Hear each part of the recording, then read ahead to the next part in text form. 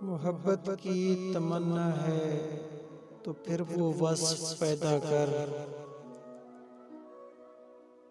जहाँ से इश्क चाहता है वहाँ तक नाम पैदा कर। अगर सच्चा है मेरे इश्क में तो ऐ बनी आदम, निगाहे इश्क पैदा कर, हुस्ने ज़र्फ पैदा कर। मैं तुझको तुझसे ज्यादा और सबसे ज्यादा चाहूँगा,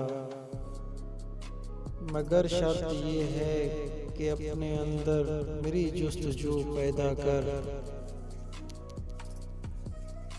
अगर न बदलूं तेरी खातिर हर चीज को तो कहना, तू अपने आप में पहले अंदाज़े वफा पैदा कर।